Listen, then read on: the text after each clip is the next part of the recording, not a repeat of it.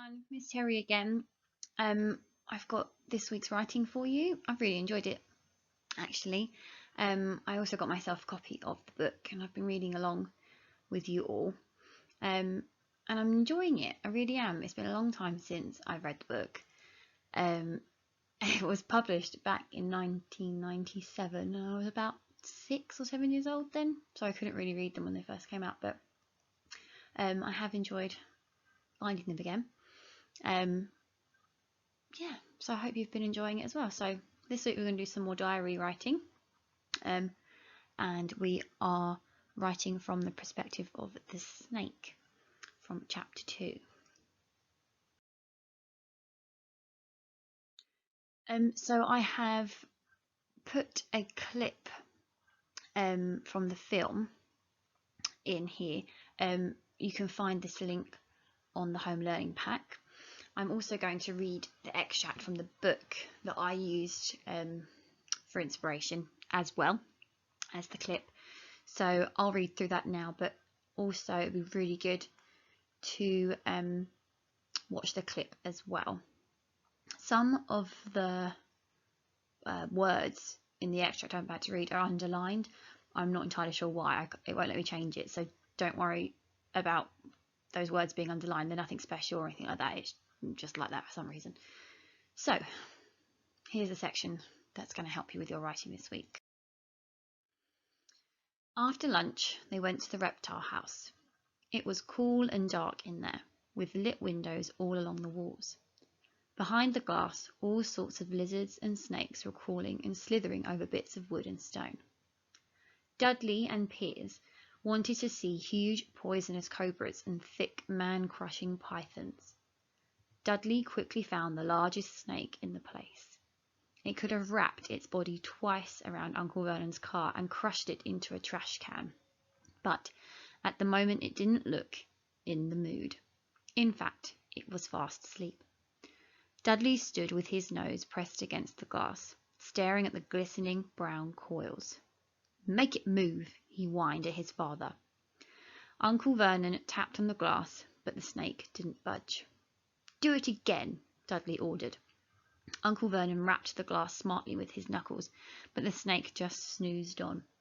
"This is boring," Dudley moaned. He shuffled away. Harry moved in front of the tank and looked intently at the snake. He wouldn't have been surprised if it had died of boredom itself. No company except stupid people drumming their fingers on the glass trying to disturb it all day long. It was worse than having a cupboard as a bedroom, where the only visitor was Aunt Petunia hammering on the door to wake you up. At least he got to visit the rest of the house. The snake suddenly opened its beady eyes. Slowly, very slowly, it raised its head until its eyes were on level with Harry's. It winked. Harry stared, then he looked quickly around to see if anyone was watching. They weren't. He looked back at the snake and winked too. The snake jerked its head toward Uncle Vernon and Dudley, then raised its eyes to the ceiling. It gave Harry a look that said quite plainly, "I get that all the time." "I know," Harry murmured through the glass, though he wasn't sure the snake could hear him. "It must be really annoying." The snake nodded vigorously. "Where do you come from anyway?" Harry asked. The snake jabbed its tail at a little sign next to the glass. Harry peered at it. Boa constrictor, Brazil. Was it nice there? The boa constrictor jabbed its tail at the sign again, and Harry read on. This specimen was bred in the zoo. Oh, I see. So you've never been to Brazil. As the snake shook its head, a deafening shout behind Harry made both of them jump. "Dudley, Mr. Dursley, come and look at this snake. You won't believe what it's doing." Dudley came waddling toward them as fast as he could. "Out of the way, you," he said, punching Harry in the ribs. Caught by surprise, Harry fell hard on the concrete floor. What came next happened so fast, no one saw how it happened. 1 second, Piers and Dudley were leaning right up close to the glass. The next, they had leapt back with howls of horror. Harry sat up and gasped. The glass front of the boa constrictor's tank had vanished. The great snake was uncoiling itself rapidly, slithering out onto the floor. People throughout the reptile house screamed and started running for the exits. As the snake slid swiftly past him, Harry could have sworn a low hissing voice said, "Brazil, here I come. Thanks, amigo." So, I added some questions to the home learning pack for you to look at as you were either watching the video clip or listening to the extract from the book. If you want to pause the video here, you can have someone in your house ask you the questions, kind of like we did for hot seating last week. We've had the extract and the video clip, so I've used that as our immersion activity. But if hot seating and drama and acting really works for you, then have a go at that again. You can use these questions for that. Your success criteria this week. I have linked your SPAG activities in your home learning pack to the success criteria, so it all should kind of flow really nicely into one whole piece. And I've popped some slides onto this video this week for to help you with your SPAG as well. So hopefully this will be really good at really pinpointing those parts of the success criteria. I'm not going to go through everything. I'll be looking at prepositions and the verbs and adverbs to help you mainly. As we go through, if you like some ideas that you see, jot them down. If you think of anything that you'd like to use in your work, jot that down as well. Always go back and look at the extract as well. There's lots of different adverbs, prepositions and things you can find in there too. So there we go. Okay, so some prepositions I was thinking about and even spotted some in the text. You've got different pictures here. I've taken pictures from the video clip to use just for visual purposes. So you could explain in that first part of the success criteria, you want to explain what his day's been like so far and describe the surroundings that he's in, really set up the image for the reader as they're reading. So he's sat on top of a rock. He's inside the enclosure, so you could say beneath me there was a warm rock or a stone of some kind. Inside the enclosure there's a pretend jungle that they've made for him. There's logs, there's moss. You could explain and describe what's going on inside his enclosure. He sees people on the other side of the glass, so beyond the glass is what he can see. Harry's in front of him, so in front of me is a small boy with round glasses. Leering over the wooden bar at me, you might describe the Dursleys. They'd probably be leering more than Harry would, because a leer is quite a negative way to look at something or someone.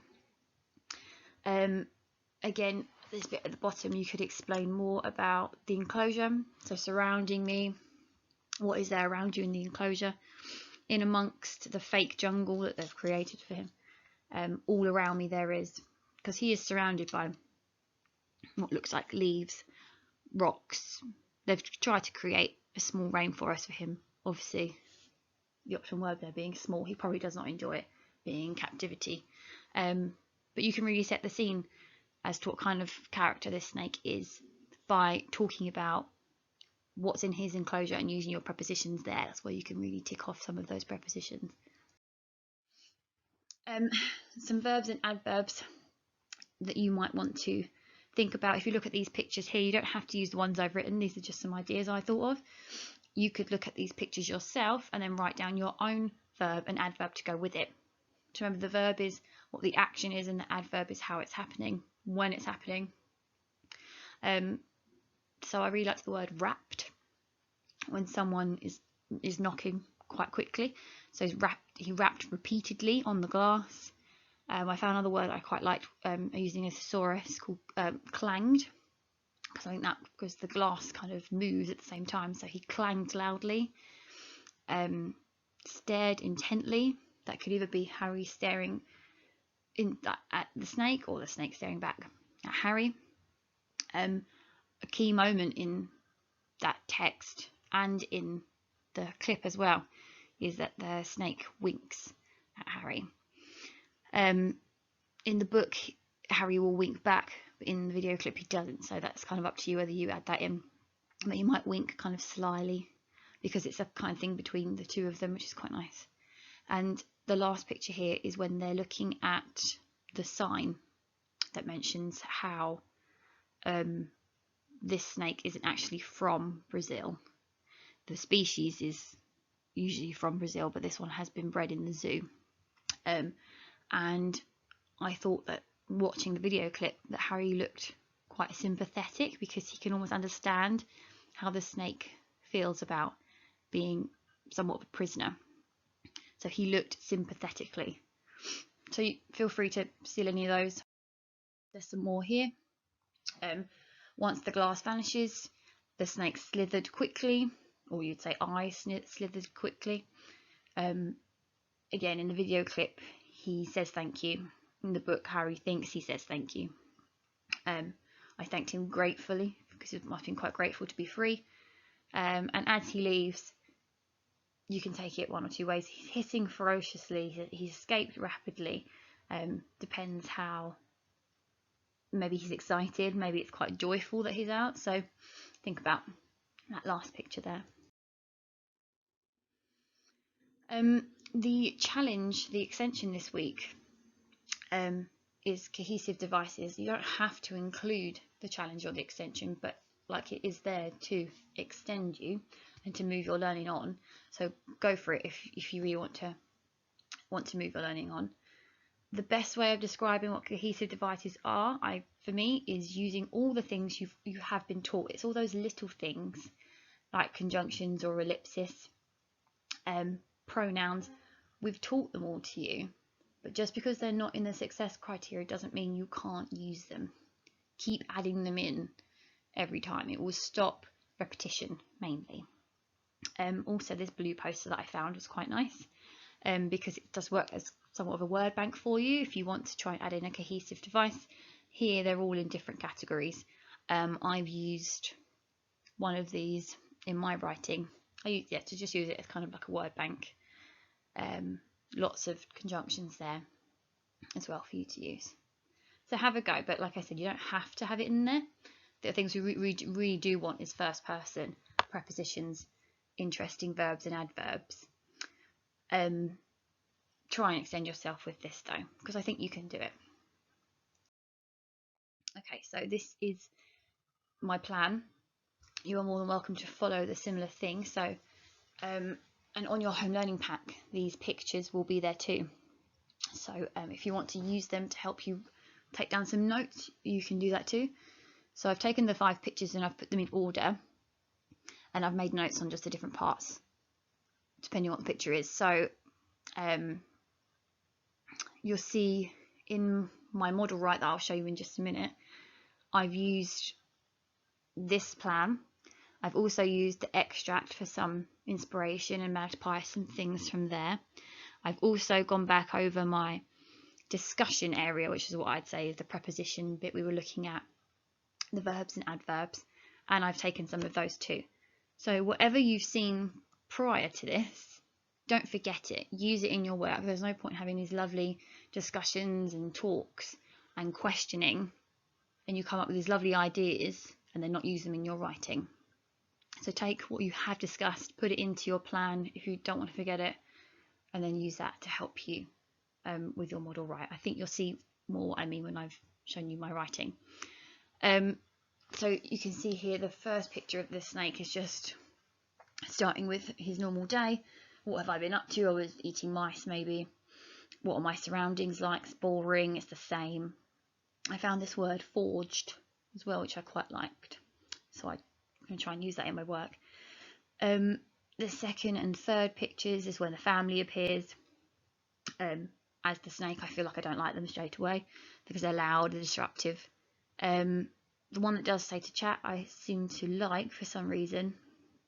And then we have a discussion and we have a chat-ish, kind of a conversation.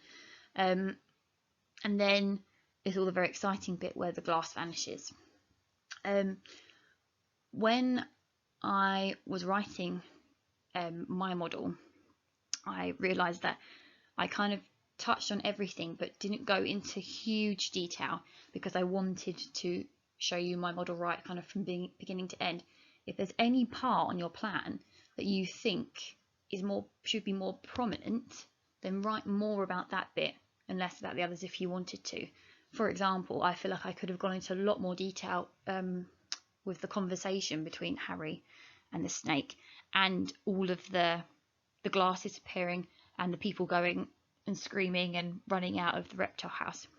You could go into lots more detail there, but for the sake of this video, I did my model right that you'll see in just a moment, and I kind of touched on everything, but could definitely do with more.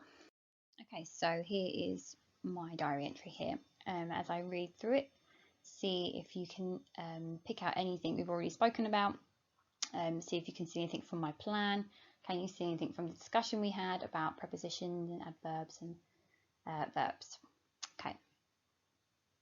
Dear diary, today began like any other in this forged jungle of mine. The keepers had finished their morning rounds and I'd enjoyed a mouse or two. The fake rock beneath me was warm from the heater that hung above my head. The smell from the fake jungle that surrounded me made me feel sick, but that could have been the mice I gobbled down in one. Not long after I had settled down for my afternoon sleep, the most obnoxious tubby boy clanged loudly on my glass. I pretended to be asleep, but slowly opened one eye to glance upwards to see what can only be described as 3 half-wits and the skinniest boy I've ever seen. I could have gobbled him up in one easily. The larger, beefy man rapped repeatedly on the outside of my enclosure, until thankfully he gave up and they moved along. Except for the scrawny one. He began talking to me, and to my utter surprise I understood him. I winked slyly. The boy stared intently right into my eyes. I slid my tail up to the wall to tap my bred in captivity sign, and the boy looked back at me sympathetically. I have a feeling he knew what it meant not to be free.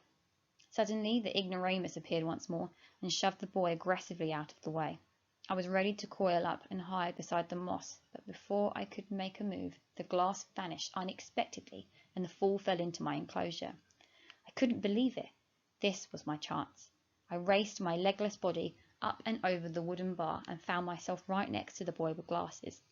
I gratefully muttered my thanks and wriggled rapidly out of the reptile house, hissing ferociously as I did so. In simple terms, I was free. Brazil, here I come.